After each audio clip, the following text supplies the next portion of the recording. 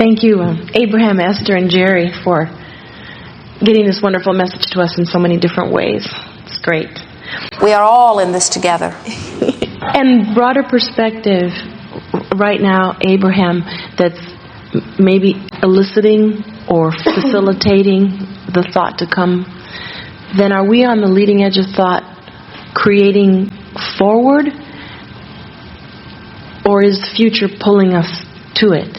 Both are happening, and that's an excellent way of describing that, because as the experience happens and you launch your rocket of desire, your desire goes out ahead of you, and then you have to align with that desire in order to move together. If you think in terms of law of attraction, and you think in terms of the thoughts vibrating, and you think in terms of the radio tower, and the radio tower transmitting a signal, and then you think in terms of you adjusting your tuner so that you match the signal, so then you say, well, how do I get into this? In other words, what part is me? I recognize that I'm the tuner, but who is the transmitter? And we say, your launching your desire is actually the transmitter.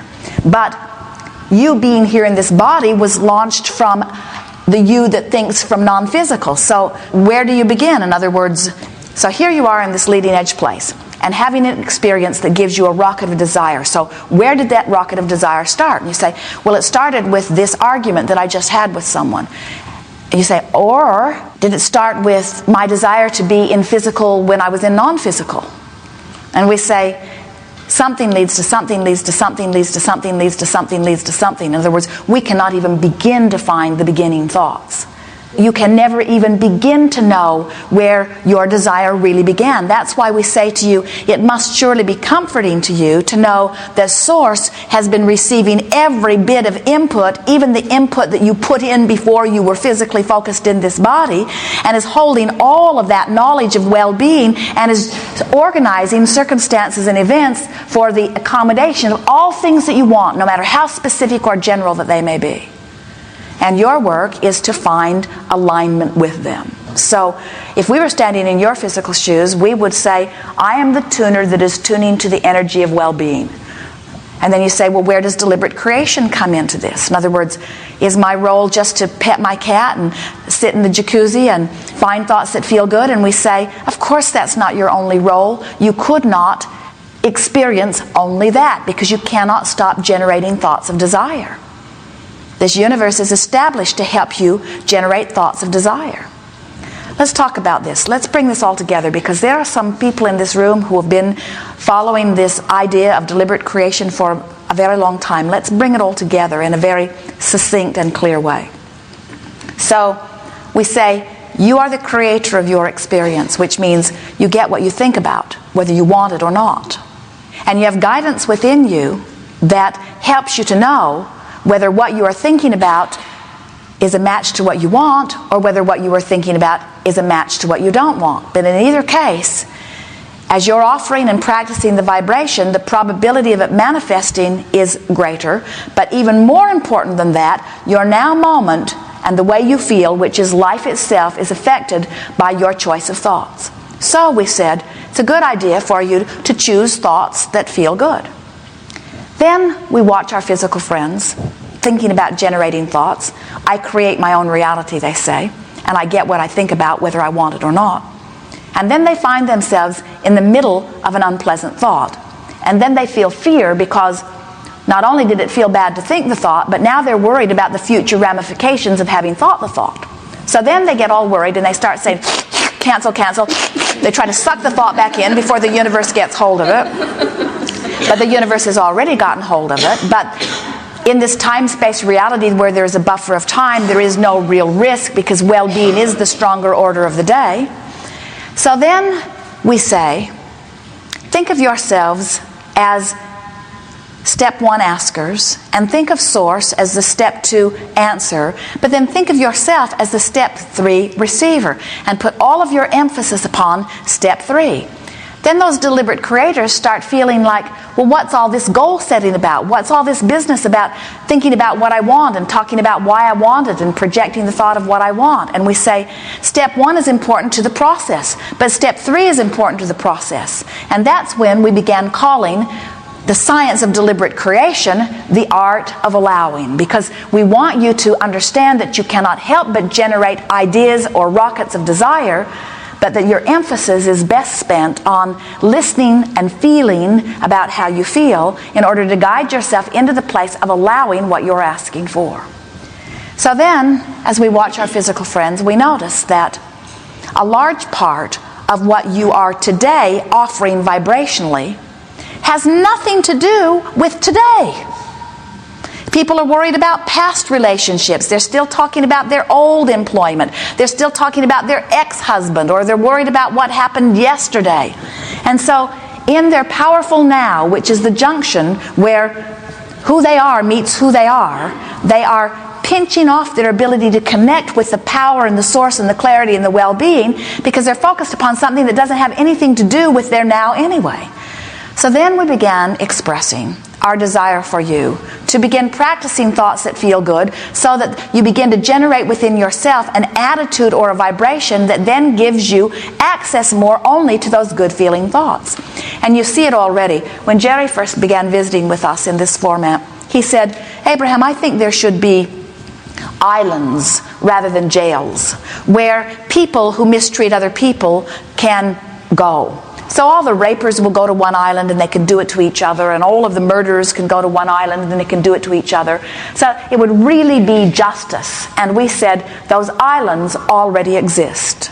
Now those who heard us say that were upset. How can the one who gets murdered end up on the same island with the murderer? In other words, aren't there victims and perpetrators of crime? And we say it is vibrational alignment. In other words, only one who fears and has given it enough attention that it has become a dominant part of their vibration could ever rendezvous with someone who was in the mode of doing that. In other words, these vibrational islands always exist. So then we began to want you to understand that there is not a source of bad stuff and a source of good stuff. Because physical beings tend to think that. They tend to say, well, here, this one is living well and this one is not living well, and the one who is not living well certainly would not do it to themselves. No one would create things that they do not want. That surely cannot be right. There must be some assertion of bad stuff. And we say, and yet when you walk into a room, you never look for the dark switch. You never say, I will flip a switch to flood the inky darkness in to cover up the light. You accept that there is a resistance to the light, but there is not a source of darkness. And we say in exactly the same way, there is not a source of evil, there is not a source of sickness, there is not a source of lack. There is a vibrational proclivity that pinches off the well-being that would be there if you weren't doing that thing you're doing that is not letting it in. What thing that I'm doing?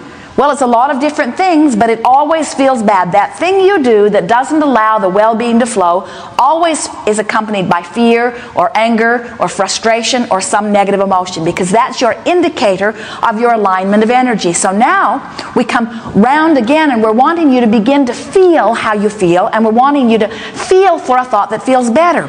Focus on something, anything. Feel for a thought that feels better. That's what the path of most allowance is, you see. So then deliberate creators say, but how can that be creating?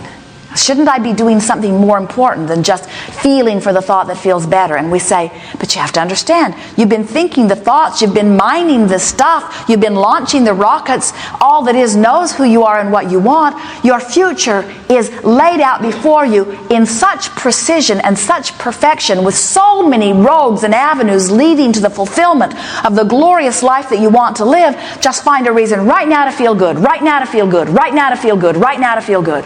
And friends, it is surprising, even funny sometimes. They will say, well, what's in it for me to feel good? What will that get me?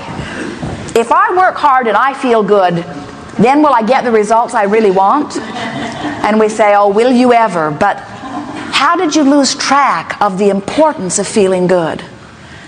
Feeling good, feeling life, feeling God, being present. There is nothing more delicious than to be physically focused and have the source that is you pouring through you in this moment.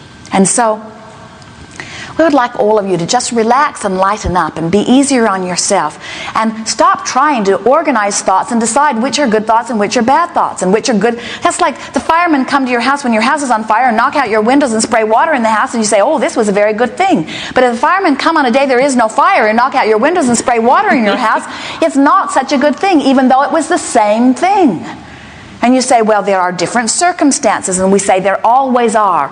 And each of you must, in the moment, find your path of least resistance. In other words, nothing matters than how you feel, because nothing matters more than your connection with who you are, because if you're not connected to who you are, you're not living your life. There is no use in being physically focused and pinching off who you are. That's why negative emotion always feels like emptiness. Doesn't fear feel empty? Doesn't anger feel empty? Doesn't love feel full? Doesn't joy feel full? Doesn't appreciation feel full? You can just feel yourself filling with who you are, you see. So don't worry too much about trying to figure out the source of thoughts or even the appropriateness of thoughts. Just feel your way as best you can into better and better feeling moments in time. How do I feel now? How do I feel now? How do I feel now?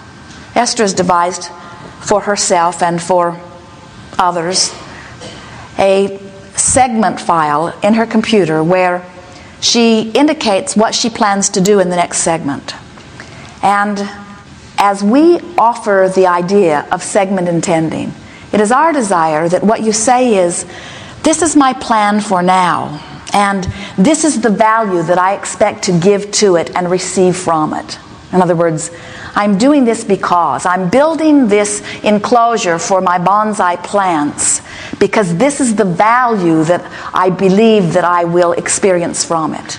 And I'm going to spend approximately this much time, and during that time, it is my desire to feel fulfilled and to feel invigorated and to feel clear-minded and to feel flexible and to feel agile mentally and to feel productive and to feel satisfied. In other words, I want this segment of my life, which is all of my life.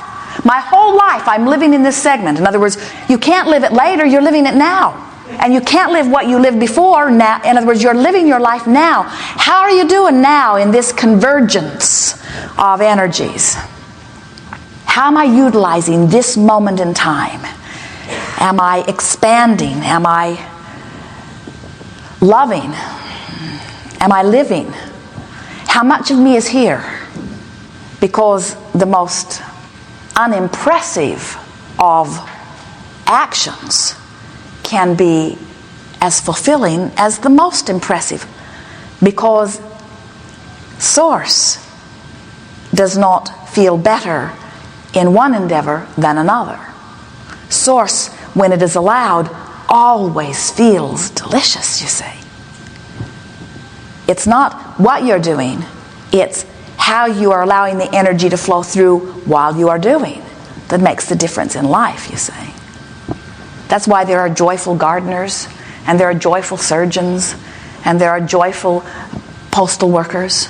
Yesterday, Jerry and Esther were walking through the grounds at the Abraham-Hicks Publications Center, and the FedEx delivery girl had stopped to pick up a package at the office, and Jerry and Esther were far away. She did not see them. And as she drove her truck to turn around, she yelled in the most joyful cry at the top of her lungs, "Yabba dabba doo!" And Jerry and Esther said, "Right back at you."